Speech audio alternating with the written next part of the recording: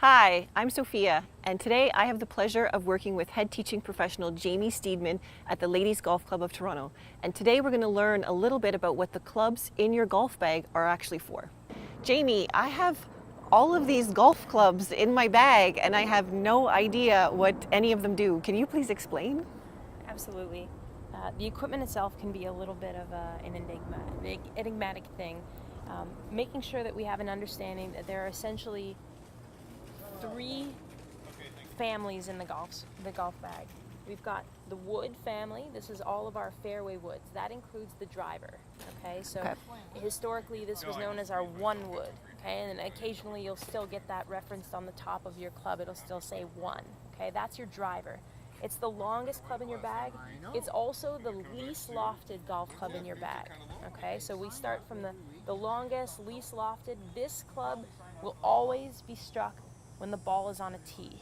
Okay, so we will never hit the golf ball with this club when it's on the ground. Okay. Exclusively for the tee shot. Now, that being said, we can hit any of these golf clubs from off of a tee if it's our first shot on the hole. However, that one is best only when the ball is teed up. Next, we have the rest of the wood family, which is the 3 wood, the 5 wood, and the 7 wood. Now, as you can see, these clubs get progressively shorter as we move along. So this would be your 3 wood, this would be the 5 wood, and this would be the 7 wood. The shortest, the 7 wood, would have more loft.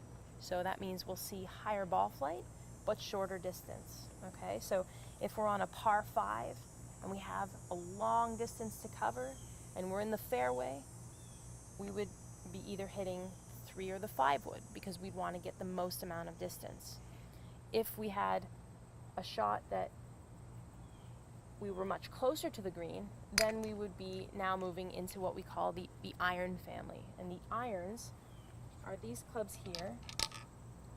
They look like the little steel hooks at the end of the club, and they have much more loft on the actual club face.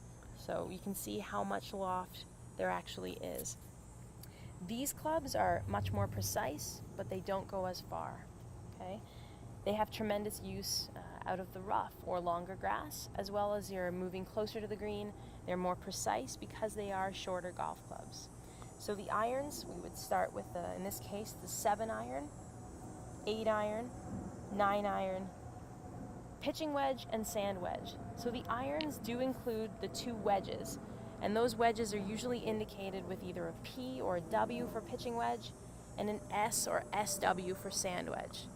Now it's important that just because it says SW for sand wedge, you can use this anywhere on the golf course, provided that you have an opportunity and the correct opportunity to do so. So those are your irons. Now, some of you may have a relatively new invention into the game of golf, and they're called the hybrid golf club, okay? And they fit somewhere in between the wood family and the iron family. What those clubs are intended to do is they've taken the place of the 3 iron, 4 iron, and 5 iron, which are traditionally very difficult clubs to hit.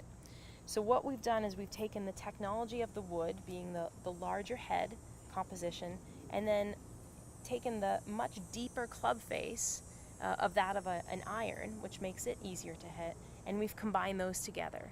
So now those hybrid clubs will have a slightly smaller profile in the head, but very easy to hit, and they're a lot shorter than your fairway woods. I find among my clients, these are the go-to club.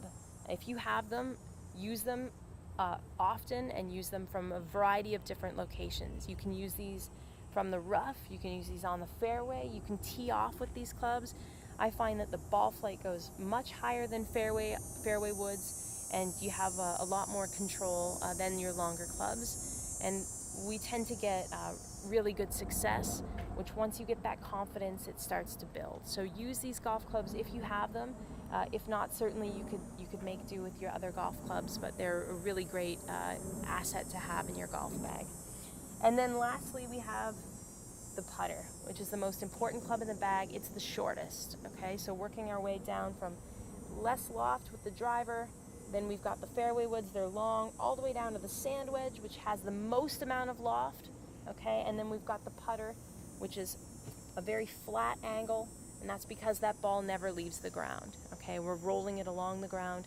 It's a very short club.